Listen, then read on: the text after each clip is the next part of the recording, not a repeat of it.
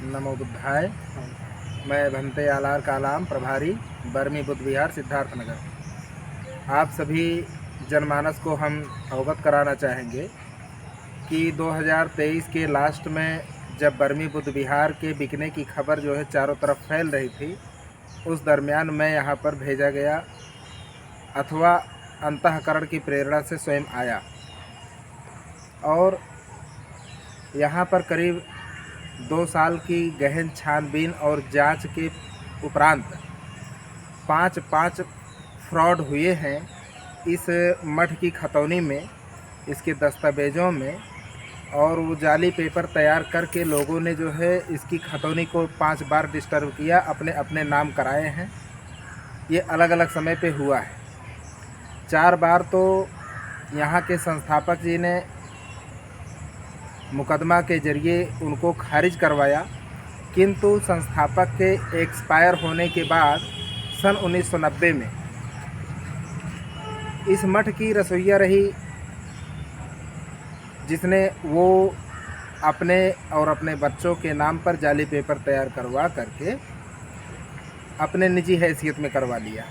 यानी कि जो बौद्ध धर्म के अनुयायियों की सार्वजनिक धर्मस्थली है, विरासत है बर्मी बुद्ध विहार, इसको उसने रसोइया ने निजी कन्वर्ट कर लिया। और ये लगातार जो है तकरीबन 35 साल तक इसी स्थिति में रहा। तो जनता ने स्वीकार भी कर लिया था और भूल भी चुके थे लोग कि ये बर्मी बुद्ध विहार सार्वजनिक धरोहर है।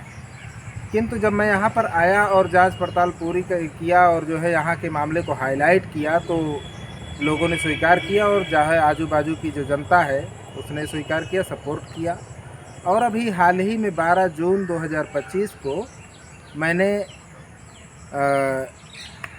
यहाँ के संदर्भ में मुकदमा कायम किया कि बर्मी बुद्ध विहार खतौनी में अंकित करके जितने लोगों ने अब तक फ्रॉड कर रखे हैं बारी बारी से, उन सबका नाम शून्य करके बर्मी बुद्ध विहार खतौनी में अंकित करते हुए खसरे में धर्म स्थल अथवा पर्यटन स्थल घोषित किया जाए।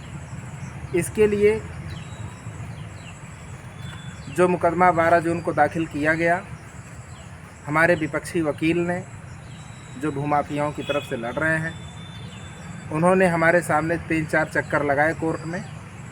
मुझे पूर्ण आशंका है कि मेरे अनुपस्थिति में उन्होंने हमारी फाइल देखा और देखने के बाद ये जान लिया कि 20 तारीख को हमने स्टे ऑर्डर की मांग भी कर रखा है।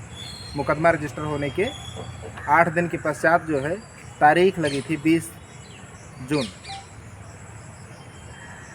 ये जान करके जो है उन्होंने अपने मुवक्किल को यानी कि भूमाफियाओं को जो है आगाह किया और 17 जून को 4 दीवारी ढहा करके गेस्ट हाउस का ताला तोड़ करके शटर उठा करके जबरन कब्जा कर लिया। तब से वो गुंडों का गढ़ बना हुआ है उतना। और एक दिन गैप करके 18 तारीख को, ठीक 19 तारीख को बर्मी बुद्ध विहार में भयंकर हमला हुआ, हम लोगों के ऊपर जानलेवा हमला हुआ। और अभी सीसीटीवी फुटेज और तमाम वीडियोस के ज़रिए जब छानबीन की गई तो पता चला कि जो लोग हमलावर आए हुए थे उनमें तो कई ऐसे हमलावर हैं जो कि अपने क्रिमिनल हिस्ट्री में कई मर्डर कर चुके हैं। ऐसे लोग भी यहाँ पर हमला करने में आए थे, जिन्होंने फावड़े से और तमाम धारदार हथियारों से दरवाज़ों को तोड़ने का प्रयास किया और तोड़ भी डाला। 3 दरवाज़ों में से 2 दरवाजे 3 दरवाजे तोड़े गए, खुल गए। और अंदर में काफ़ी लोग जो है चोटिल भी हुए, घायल हुए। बाहर भी कुछ जो है हमारे श्रद्धालु मार दिए गए। लेकिन मुख्य लक्ष्य हम 2 लोग हैं। इस बर्मी बुद्ध विहार की जो बौद्धों की धरोहर है, इसको बचाने के क्रम में हम अकेले काफ़ी नहीं हैं।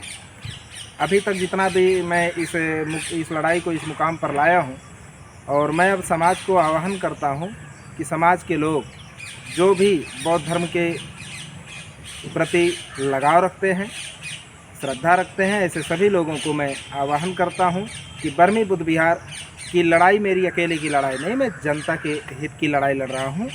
और इसको बचाने के लिए जनता को आगे आने के लिए मैं अपील करता हूँ कि जनता अगर आगे नहीं आई तो मैं भूमाफियाओं के खिलाफ़ अकेला काफ़ी नहीं हूँ। मैं यहाँ पर भी सुरक्षित नहीं हूँ, कभी भी मेरे ऊपर जानलेवा हमला हो सकता है, अथवा रास्ते में आते जाते कहीं भी मेरे ऊपर प्राण घातक हमला हो सकता है, अथवा कोर्ट परिसर में मैं कहीं पर भी सुरक्षित नहीं हूँ। कोर्ट में मैं जब भी जाता हूँ तो वहाँ पर भी हमको घेर लिया जाता है। और मैं अपने अनुयायी बौद्ध धर्म के जो श्रद्धालु हैं सभी लोगों को निवेदन करूँगा कि अपनी विरासत को बचाने के लिए सभी लोग आगे आइए, आवाज़ उठाइए, जो हो सकता है पब्लिक इसके लिए करे। किसी भी सूरत में संवैधानिक दायरे में रहते हुए, कानून के दायरे में रहते हुए बर्मी बुद्ध विहार की बचाव के लिए जो भी करना पड़े, आप सभी लोगों को आह्वान करता हूं, आप लोग हमारी मदद करिए। इस लड़ाई में जनता को आमंत्रित करते हैं। साधुवाद।